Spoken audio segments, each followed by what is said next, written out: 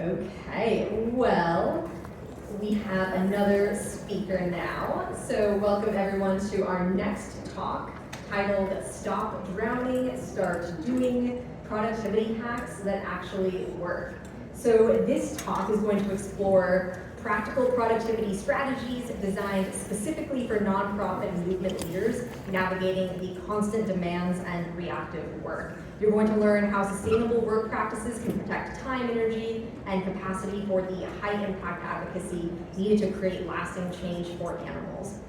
During the talk, please feel free to share any questions that you have in the Whova app, and hopefully we'll have a little bit of time for those. So I'd love to introduce Dina. She is the founder and CEO of Workstream Business Systems and Workstream Nonprofit. Through Dina's work, she helps organizations streamline and automate critical processes, build sustainable systems, increase operational capacity, and gain access to the tools they need to effectively and efficiently grow their business. Another fun fact, she is a Lean Six Sigma black belt with 17 years of experience in helping organizations enhance their effectiveness and scale their impact. So please join me in welcoming Dina.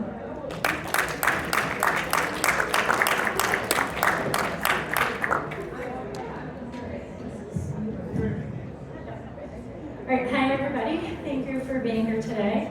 As Becca introduced me, I run Workstream Nonprofit, where the goal is to help companies and nonprofits run efficiently. I am all about productivity, so when people hear that I'm doing productivity talk like that, it makes a lot of sense.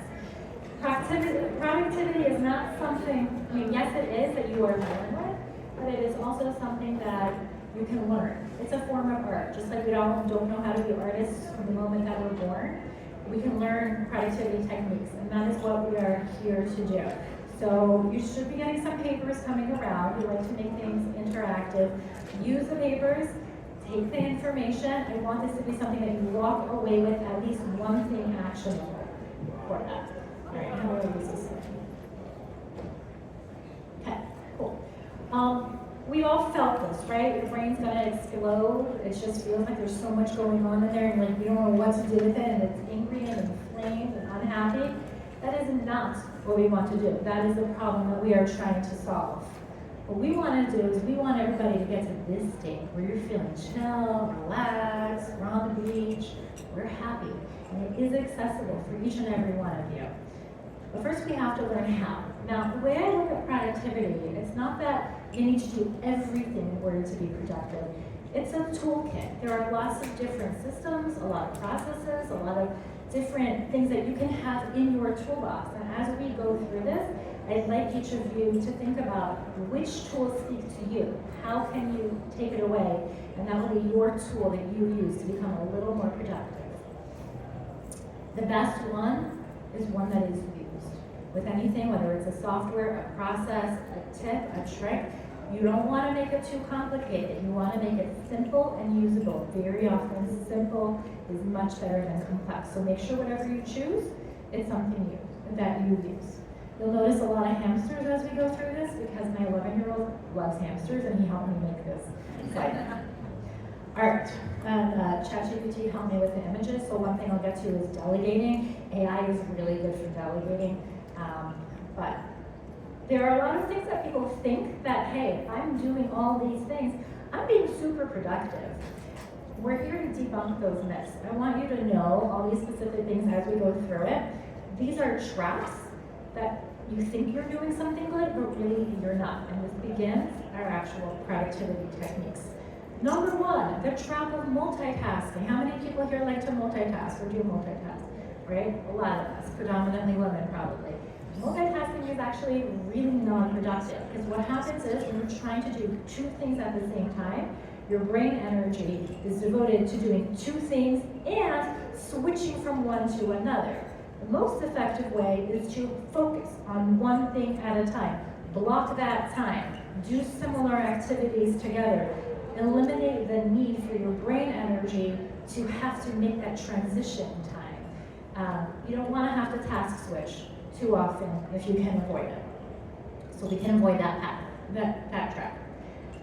Second, looks like the Y got cut off. Memory.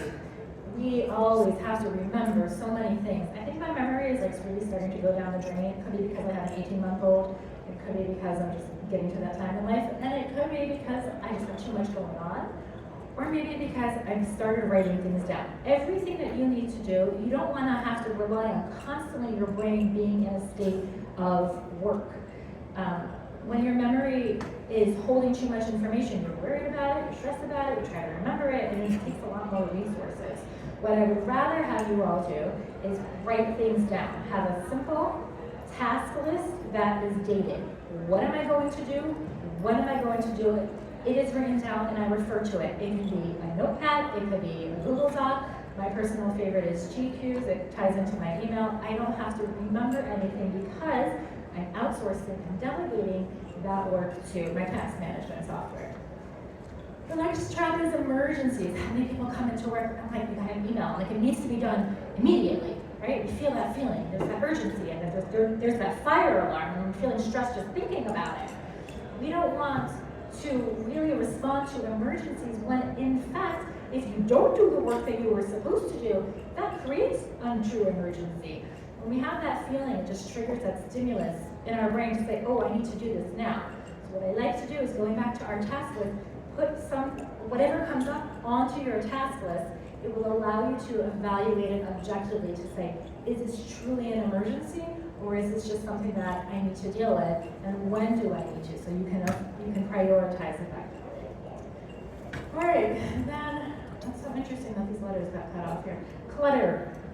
And just like in your home, you think better when you have a clean environment. The same with your work. Like, we can come in and start our day, and there's just so much going on, and I have to do this and this and this and this, and it's overwhelming. This is where we want you to organize it. You know, like at home, the rule is that everything needs to have a place.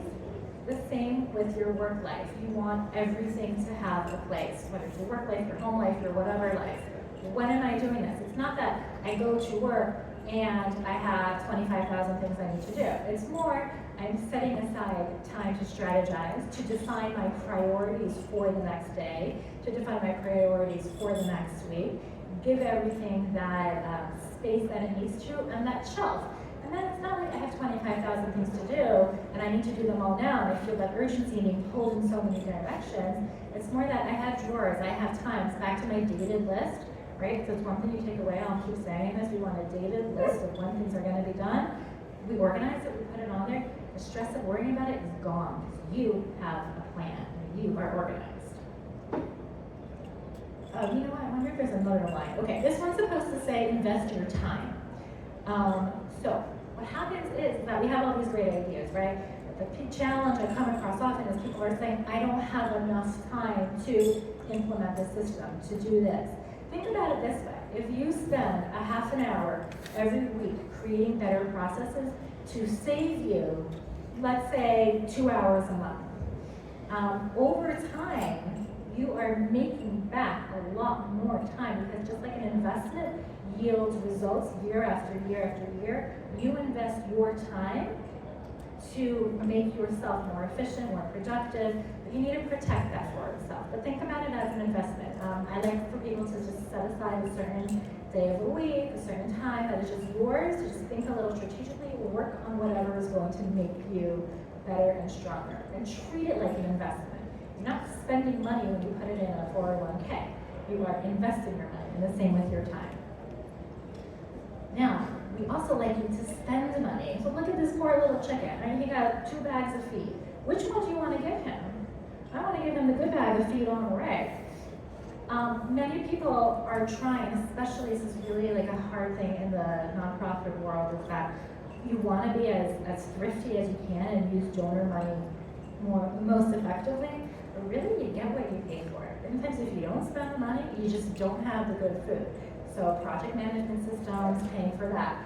Sometimes it's paying for a massage or a therapist, because that's the thing that's going to enable you to do more. So spend money, spend it wisely. I like people operating from an abundant mindset where you have resources. Of course, you want to spend money responsibly and if you have it, as opposed to scarcity, because that creates just a lot more time. If you spend that extra $10, it'll save you 2 hours. Please tell me that your time is worth more than $5 an hour. People don't think about that also with staffing, but your time costs money, so spend the money to save your time. Now, the biggest challenge, the inbox. How many people here have a 0 inbox? Okay, good. Now, 1 hand, 2 hands, great. It is challenging. I have 3 companies I'm managing now, so my inbox does get to 0 at one point during the day, almost every day, but that's about it. When inbox comes in, well, here, cut off the top, but if anybody wants the slide deck, I'm happy to share it with you so you can get all the pretty fun pictures. Again, hamster themed. Number 1, you're looking at all the things that are coming in, okay? Then we triage. Either you delete it, not important, probably most of the marketing emails, or you add it to your task list. Remember our dated list that we're putting everything on? So I like GQs because it is something that I can just press a button and it gets added. Or you actually do it. Like, it takes you 2 minutes to do. My rule is if it takes less than 5 minutes, I just do it right away. If not, it's on my task list. Or sometimes I'll just add it to my task list right away. But if you're doing, add it to your task list, or deleting, you'll be able to clean up that inbox and then operate out of your task manager. This is a fun one. Be lazy. So I run the EADC women's group. I know Becca from there. And afterwards, I will talk about things, and all of a sudden, I'm like setting up the next one, and people are like, whoa, you're so efficient. No, it's not that I'm so efficient, it's just that I'm being lazy. It takes me less effort to do something right away than it does to write down and have to come back to it, remember what it was about, and take action then. When I'm in meetings, I try to make the intros right away, because then I don't have to remember. The question is, what's going to take you the least amount of energy to do over the long term? That's what you should be thinking about. All right, then we get to moving slowly. When you move slowly, haste makes waste is very true. You're able to be more present. Your mind is not racing. You are focused. You will do a better job. You will be less stressed out about it. You will be calmer. The same amount of time moving slowly enables you to conserve all that energy and do a better job. So even if it doesn't feel like that, that's what's going to help you. We want to also lower the activation energy. So here we have a little raccoon pouring some oil down to make it easier. So it's hard. Like, all right, how many people here want to start exercising? You want to do that, and it's something that you keep pushing off, or starting that new diet, or whatever it is. Because we want to think of all the different things that are going to make it easier. For me, the last one was that I did it with a friend, which is another one we'll come up to, accountability. You can also say, I'm only doing this for 1 minute. Or I'm going to do this on the count of 3. Because it's very easy to do something for 1 minute, but what happens? Once you've done the hard work of task switching and you're started, now you're into it. Sometimes you need to bribe yourself. Maybe it's a bag of chips, or with your favorite music, or you get to do something outside. I don't know. Whatever it is that's going to make the activation easier, think about that. Really, that like 5 minutes or 2 minutes is a really helpful thing to keep in mind. And this is accountability. Having accountability partners, whether it's somebody on your team, somebody in your family, or even an app on your phone asking you, hey, did you do your yoga yet? That accountability is more likely because you have to respond to somebody, you are more likely to actually do it. So yes, I finished my 30-day yoga challenge with my friend because I knew that she was going to ask me if I did it. So I did it, even if it was hard. Incentivize yourself. You want to give yourself as much incentives as you need to do it. We incentivize our children, our students, it's just part of nature. I mean, we all get paid to do our stuff, right? That's a form of incentive. It's not cheating to incentivize yourself. Reward yourself. Sometimes it helps with lowering the activation energy. You do a good job. Pat yourself on the back when you did it. So recognize that. What can you give yourself that maybe feels a little bit luxurious? And yes, that is $1 well spent. Because it doesn't need to be something expensive, but if you incentivize yourself, that can make the difference between I'm doing it or I'm not doing it. You want to monitor your CPU. So think of yourself like a computer. You need to sleep. You don't want to catch viruses. You have a certain amount of memory capacity. You have a lot of different things going on. Monitor how you're feeling, what you're doing, what you're capable of, and stay within your limits. If you have a computer that's operating at 100% CPU, for a long period of time, everything's going to move slowly. It's going to crash. It's going to just force restart on you. We don't want to get there. So keep an eye on what your statistics are. Eat a frog. I know this picture probably needs a little bit of changing. Nobody hears me do frogs, I don't think. But the concept is there, is that, frog is not considered like the most pleasant thing to do. Pick the thing that is the most challenging, the most difficult to do, and just get it out of the way. And then you don't have to worry about it, you don't need to stress about it. It is done, you did it. You might need a little activation energy and, greasing the way to get it done. But once you're finished, you have one hard thing crossed off your list, and that's going to set you up for success going forward. Delegate. So you can tell I have a lot of hamsters here because my 11-year-old helped me. So not only did he learn all these productivity tips and is implementing them, but he also loved doing this so much that he helped me make the pictures. So I went out to drive my kids to Park Bowl, and meanwhile he came home and he said, I finished it for you. We're delegating to our kids, our spouses, our partners. We're delegating to AI, to computer, to software. Whatever you don't have to do that other people or software technology can do for you, utilize it. If you are an executive and you're doing menial work, get an admin. That is the one thing that I see people changing and really being excited about is getting that admin assistant. It changes everything, and you don't have to do it. And we want to have your time focus on what you are uniquely good at. We want to talk less. What does that mean? It means that we want to eliminate the need for communication. When you have to talk to everybody all the time to keep updated, you're spending an awful lot of time talking and updating and all the things that happen with that. Add in, let's say, a project management system or a way to keep everybody updated, like the Hoover app. Like now that we see where everybody is and where you need to be and who's going to be there and all of that, there is less of a need for communication. So amazing, like imagine if we had meetings where like everybody was up to date and then we didn't need to catch up. So that is something that we like to do. Try to make the need to talk be less. Satisficing. We like to satisfice. Satisficing means don't be a perfectionist.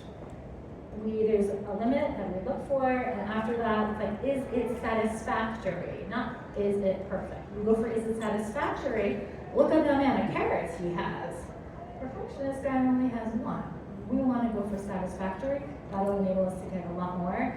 And unless you're a surgeon or a doctor or a few different other fields, it really doesn't make a difference if it's perfect or not. You want to make sure you have established the appropriate boundaries, whether it's mental boundaries. I went to space to work because I like to leave the house, focus on work at work, and then come back, and then I focus on my kids. And those for me are the boundaries that help. Putting a timing thing on your phone so that it's not distracting you while you work. You want to be able to be fully present wherever you are, which kind of goes back to the move slowly. Putting those boundaries in place are going to be very helpful to be present and focused. Okay, this one's a fun one, squishy time. I tell all people all the time to play squishy time. We have serve unexpected coming in the background. We know things come up. Is there ever a day when any of you goes to work and nothing new comes up? I don't know that I've ever experienced that. We know it's going to happen, so why don't we build in the time in advance to say, I don't know what's going to happen, but I want to have time to do that. That's called squishy time. I don't know, maybe it's the beginning of the day, maybe it's the end of your day, maybe it's the middle of your day, maybe you just leave your day with an extra hour in between. That squishy time is really valuable. And if you take away one thing from here, and that's we want you to focus on, this was our last tip, we want you to focus on one thing at a time. What is that one thing that's going to make you a productivity champion? And if anyone has any questions, that are all my tips.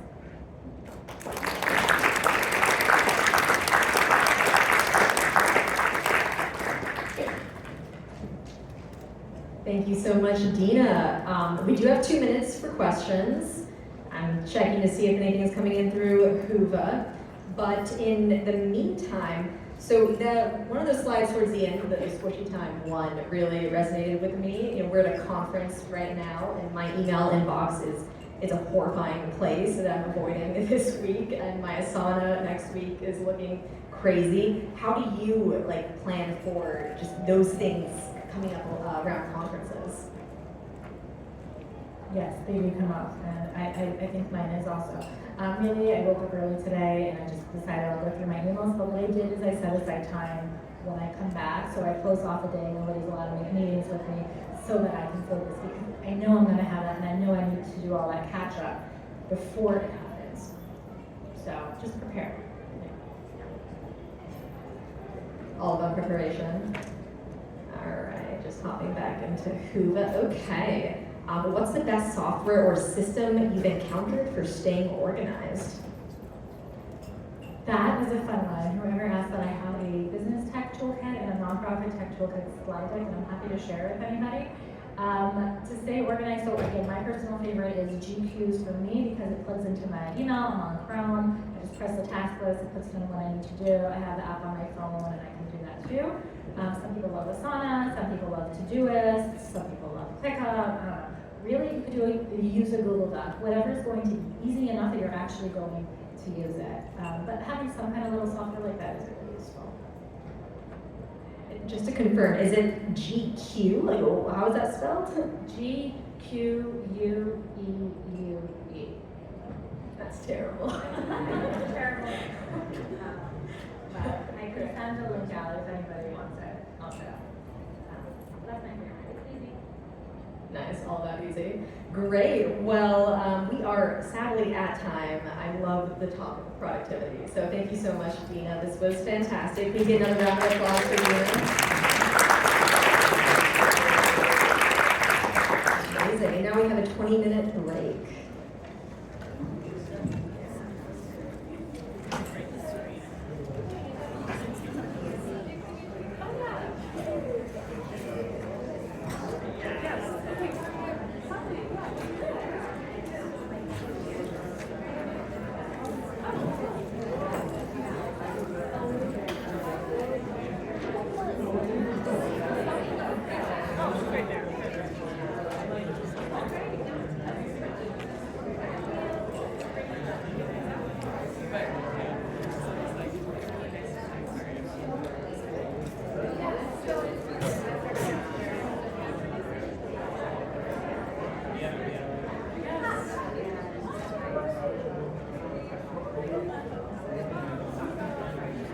Oh, yeah, sure.